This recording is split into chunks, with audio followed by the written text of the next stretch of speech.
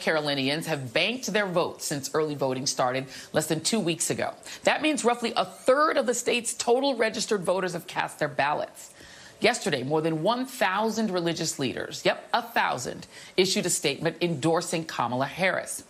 Bishop William Barber, leader of Moral Mondays and someone who has worked tirelessly to get everyone, especially the poor and low-wage workers, to be heard, also endorsed the vice president in his personal capacity. He writes, "In a moment like this, I am compelled to be clear that every voter must make a choice, and my choice is to oppose the dangerous politics that Donald Trump and the MAGA movement have unleashed by supporting the ticket that can defeat this potential for American fascism." Bishop William Barber joins me now. He's co-chair of the Poor People's Campaign and author of White Poverty, How Exposing Myths About Race and Class Can Reconstruct American Democracy. Bishop Barber, my friend, talk about why you decided in your personal capacity to endorse Vice President Harris.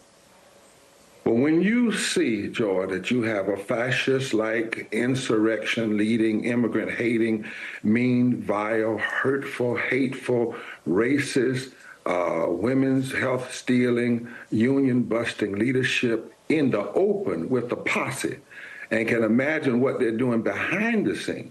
When you see Trump that says $7.25 minimum wage is too high, and Harris wants to raise it to 15 in the union, when Trump wants to roll back health care and Harris wants to save it and expand it, when Trump wants to support and does support voter suppression, and Harris supports even more voter expansion. And when Trump inherited an Obama economy and blew it by giving $2 trillion tax cuts to the rich, and Harris wants to expand the economy that her and Biden have been working on.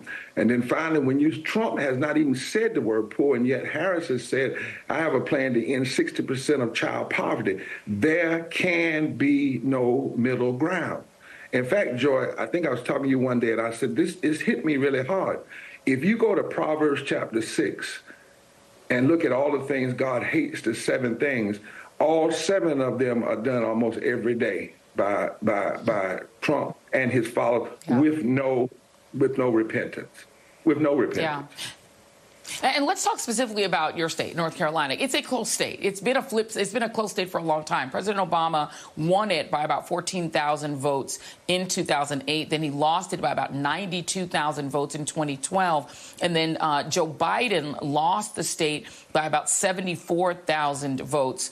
The guy who's running for governor right now calls himself allegedly a black Nazi, but he's also now sending text messages out saying, hey, make me the first black governor. How does that impact the race? And how is, in your view, Harris's strategy working in North Carolina, or not working, or what do you think? Well, first of all, Robinson says, one hand is a black Nazi, now vote in black president. But we learned a long time ago that you don't, in politics, just look at skin color. You look at policy positions, and on that, he is just in the dumps. Vice President Harris has traveled the state, and she didn't make the mistake of just going to Charlotte and Greensboro. She has now gone east. She sent surrogates in the east, and that's critical. And then in early voting, look at the numbers. And I, Joy, personally, because Moral Monday fought for that early voting same-day registration.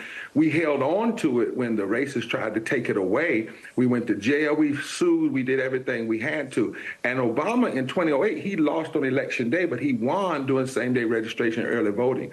So there is an energy in the state because these states really, Joe, are not red or blue, they're unorganized. And when you focus like a laser on organizing, and the fact that you focus on particularly moving poor and low-wage people and everybody else, because there were 1 million poor and low-wage people that didn't vote last time. And data tells us that if just 7% of those people voted this time, they outdistanced the margin of victory in the last presidential election. How does the hurricane and the aftermath impact, in your view, the early vote and the vote overall? Well, first of all, thank God that we have same-day registration and early voting, because though the hurricane was horrific and we're still trying to recover, people don't just have one day. So they can recover, but they can still exercise their right to vote. They know who's been there for them. And that's critical that they have these. Think about it. They didn't have any other days. It was just one day. Yeah. And I want folk to understand, George, in North Carolina, you can register and vote the same day. A few weeks ago, I wrote 1,000 students. 70% were Yeah. unregistered. They registered